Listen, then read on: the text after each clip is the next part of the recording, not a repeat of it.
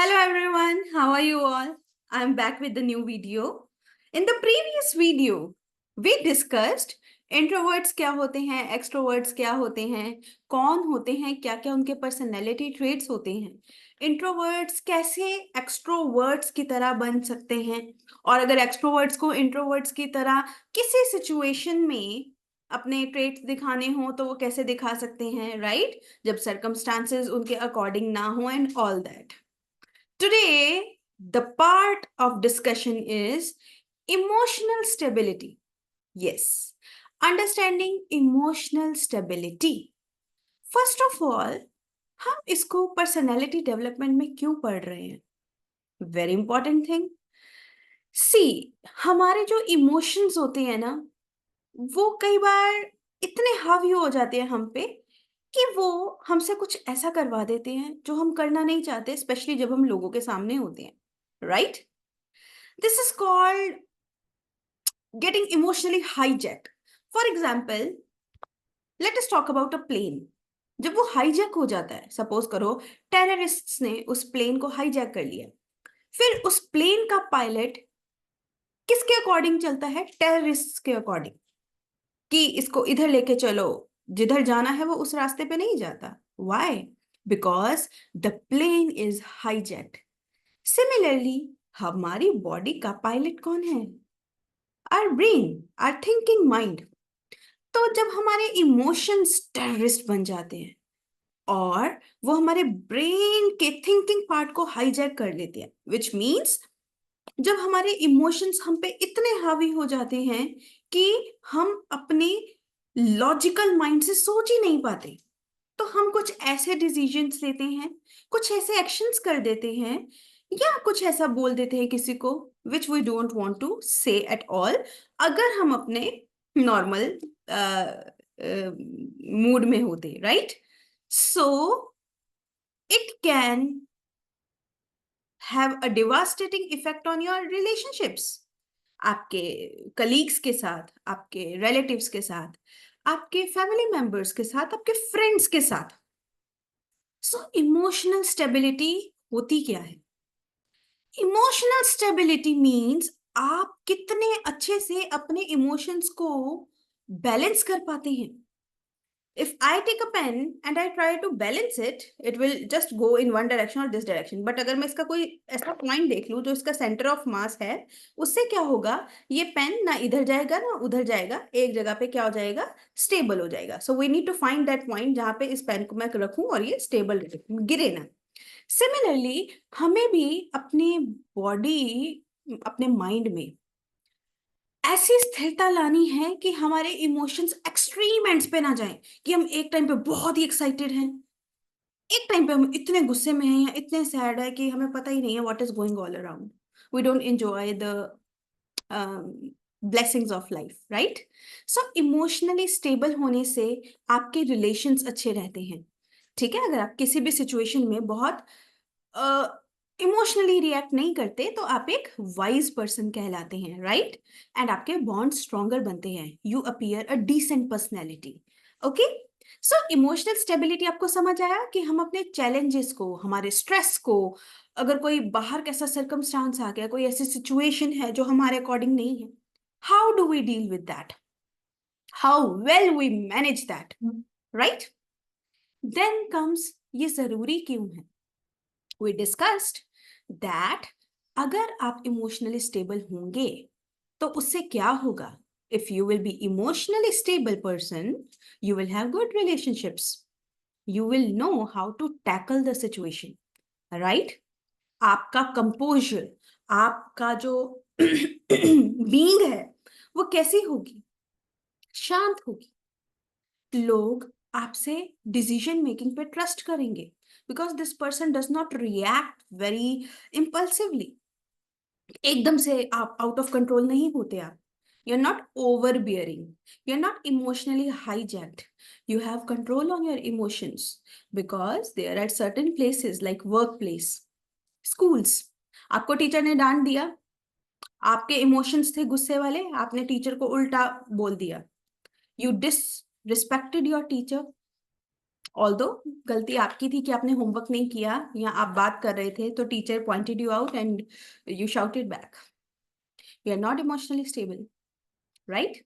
So individuals with high emotional stability remain calm.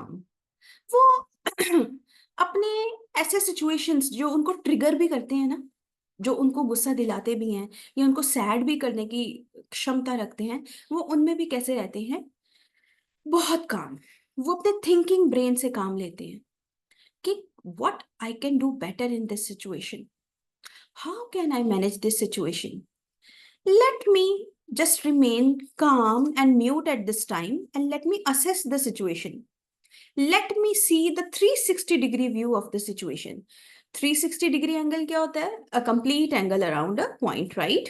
Which means आप हर aspect को देखते हैं अपने तरफ से, सामने वाले की तरफ से कि वो किस aspect से सोच रहा है. Because गलत कोई नहीं होता. It is all about perception. हमारा नजरिया कैसा है किसी चीज को देखने का.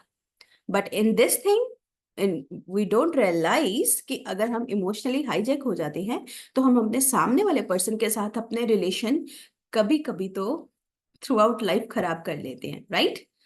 We you know break a lot of bonds with the impulsive nature. Impulsive nature means बिना सोचे समझे एक्ट कर देना.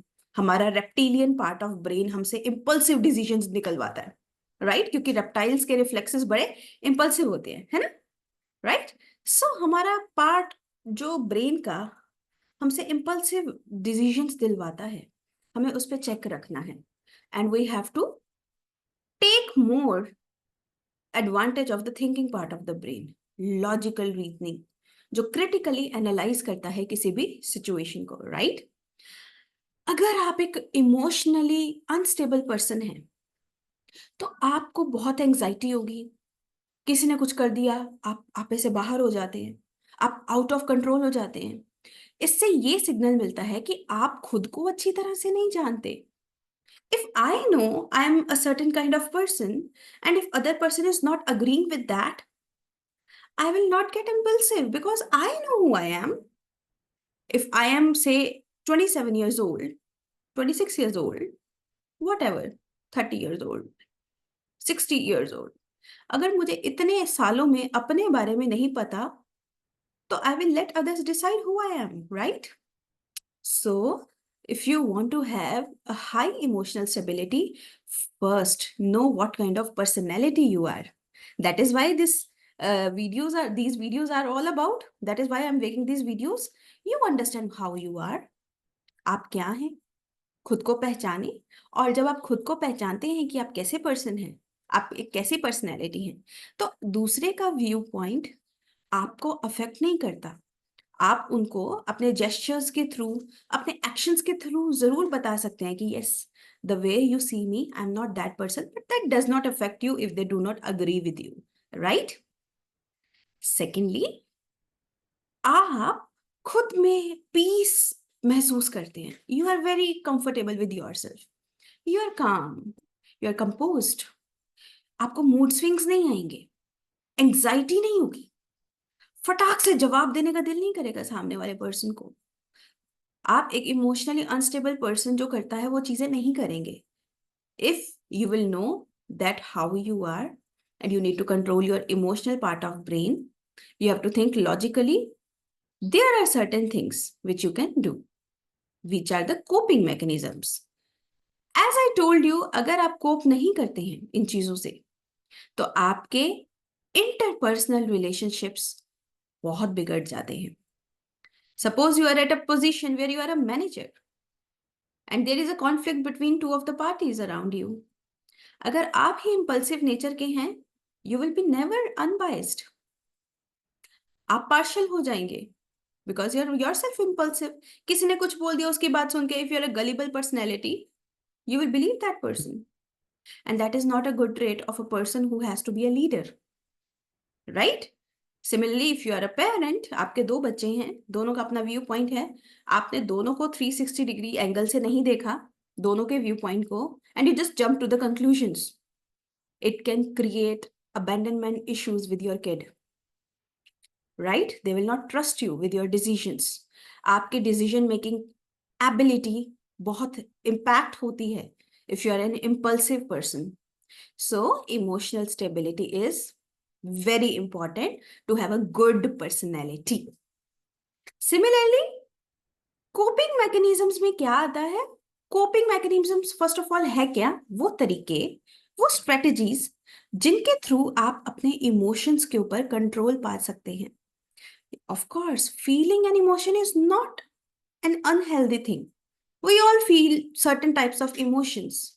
But what is dangerous is our reaction to that, not realizing that we are emotionally hijacked. Okay? वो important है कि हमें realize हो कि हम emotionally hijacked हैं इस time पे. And when you get to know, the first point is you realize your triggers. And आपको जब पता लग जाए कि इस सिचुएशन में मैं अपने इमोशंस पे काबू नहीं रख पाता या इस बात पे मुझे गुस्सा आता है, what are your triggers, realise that, stay away from that triggers, try to do deep breathing.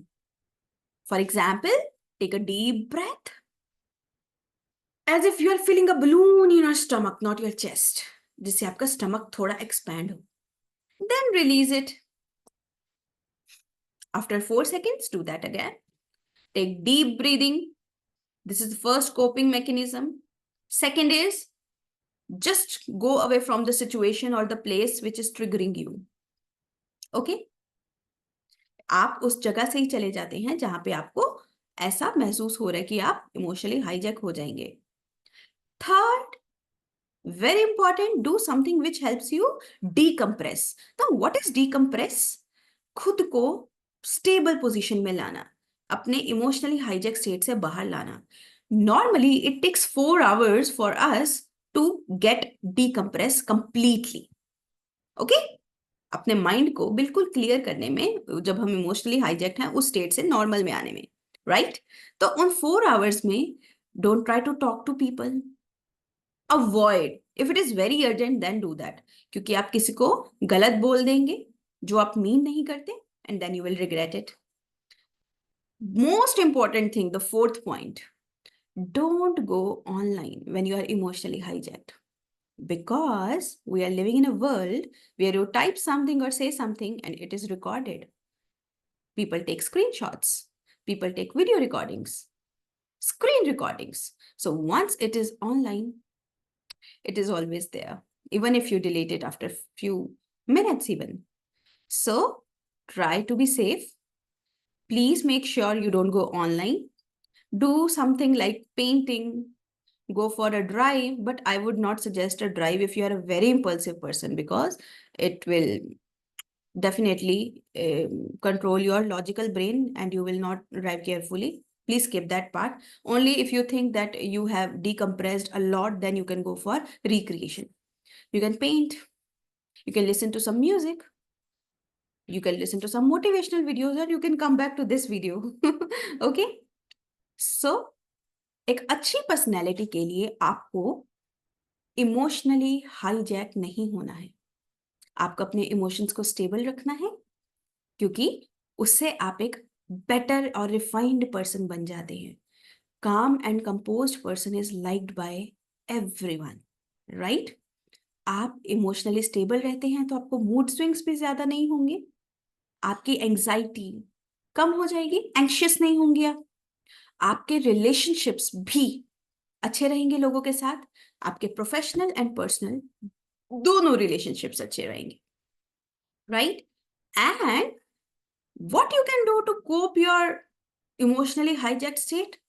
Deep breathing, listening to something, music or painting which makes you happy.